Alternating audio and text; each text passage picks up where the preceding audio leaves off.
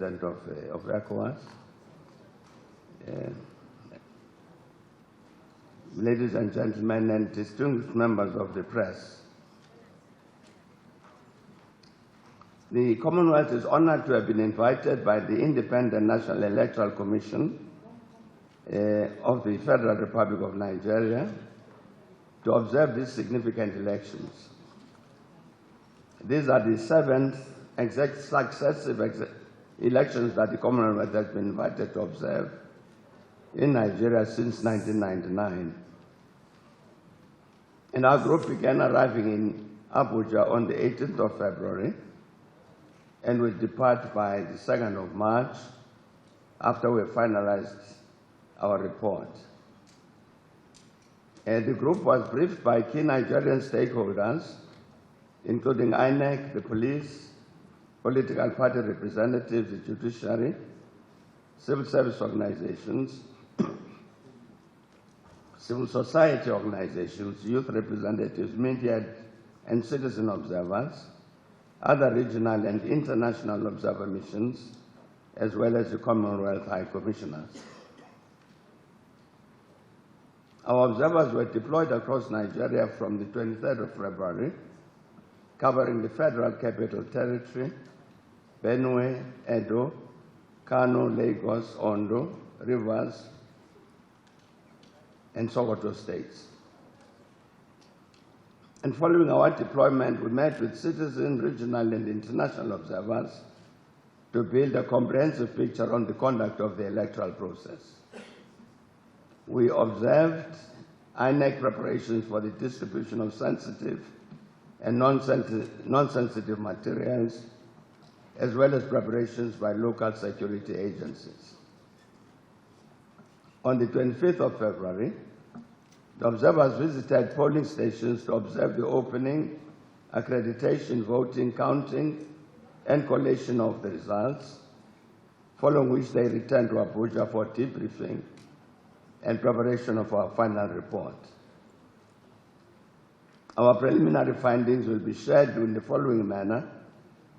We'll first provide our key findings on the pre-election environment, after which we'll focus on our observations on election day.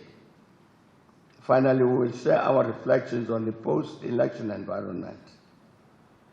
This approach is in line with our mandate, as underscored in the arrival statement we issued on the 20th of February, 2023.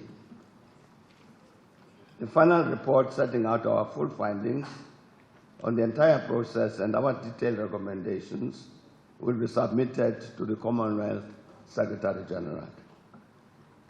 I will now tend to the initial observations of the observer group.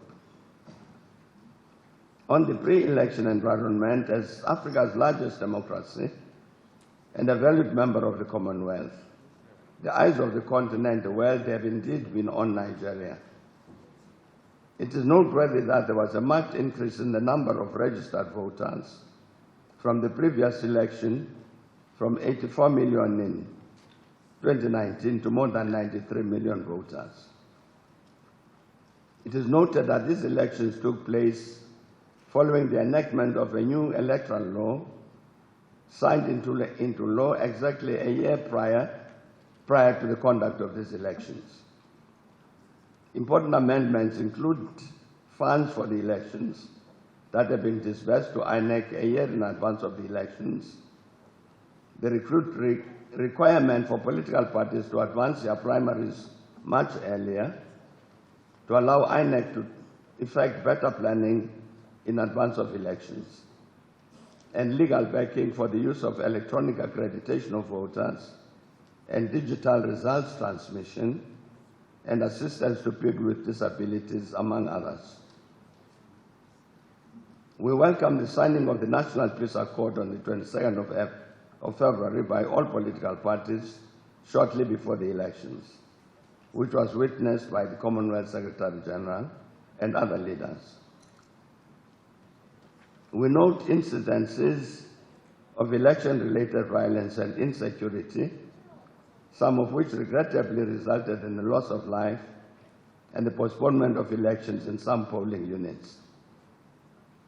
We also observed that these elections took place amidst a naira, a demonetization policy, and fuel scarcity.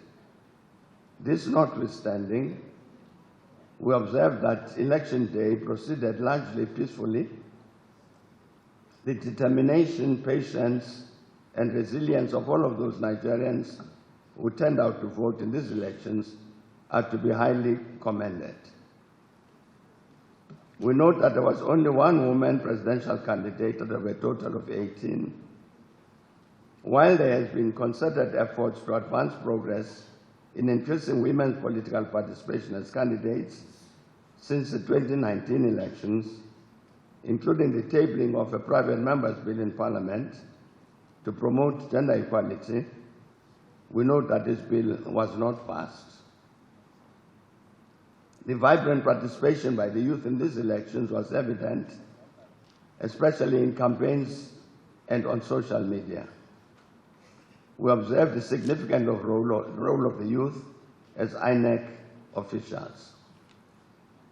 We note that the campaign was vibrant and colorful, with the adoption of robust campaign methods, including numerous billboards, posters, and large, very well-attended rallies, as well as active social media campaigns.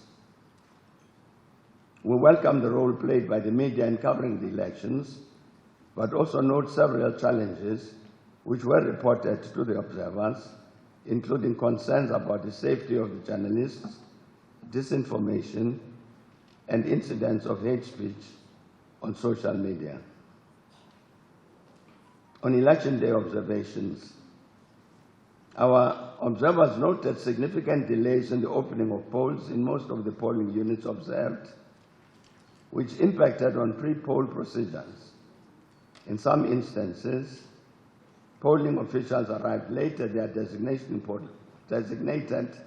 polling units, while in others, there were gaps observed in the timely supply and delivery of essential materials. We also noted that polling staff, security personnel, and other essential workers deployed on election day were unable to vote and were therefore disenfranchised from the process. And on the role of polling staff and the polling procedures, the polling staff conducted their duties transparently, although in some cases there were inconsistencies in applied procedures. At some polling units, voters were encouraged to check their names on the voters register before they could join the queue to avoid being turned away from being at the wrong polling unit. And this was commendable. On the matter of the use of technology, while the bimodal voter accreditation system, BVAS, functioned satisfactorily in most polling units, our observers reported that the BVAS was faster on facial recognition than on detecting fingerprints of the voters during the accreditation process. The requirement first to try fingerprint recognition slowed down the process, as did issues of connectivity and training. There was general trust by officials, agents, and voters in the integrity of the BVAS. On the matter of ballot papers, several challenges were encountered with ballot papers. The group has not been able to establish the full details regarding these issues, but will make more substantive comments in the final report where necessary. On the communication strategy of INEC, the INEC provided public assurances of its preparedness and readiness to conduct the elections as scheduled, including the recruitment and training of polling staff, distribution of materials and other logistics in advance of election day. While we commend the fact that INEC conducted press conferences at various intervals, we noted that INEC's identification and measures to address various logistical challenges which were experienced on election day were not always communicated in real time. On voter turnout, we observed that there was variation in voter turnout. We'll explore this aspect further and provide an assessment in our final report. On participation and inclusion, it was encouraging to note that priority was accorded to pregnant and nursing mothers, persons with disabilities, and elderly people. INEC is also to be commended for its efforts at fostering greater inclusion especially for persons with disabilities, by providing assistive devices at polling units, including braille, ballot guides, and magnifying glasses. On the role of party agents of political parties were present in many of the polling units. And party agents are an important element of the electoral process, but their behavior as observed was not always positive. We witnessed a number of polling units with significant numbers of party agents, many of whom were not wearing INEC accreditation badges. On security, the group observed the presence of security officials at most polling stations. They were professional, unobtrusive, carried out their duties diligently, and respected the rights of voters to cast their ballots. On the secrecy of the ballot, and some polling units observed were in open spaces, while others were in tents and indoors in public buildings. Therefore, the layout varied from polling unit to polling unit, and for the most part, the secrecy of the ballot was assured, though we noted in some cases that the positioning of polling booths potentially compromised secrecy. And in a number of polling stations, voters could have benefited from more voter education on the folding of the ballot papers, as some voters were unintentionally exposing their vote on their ballot papers.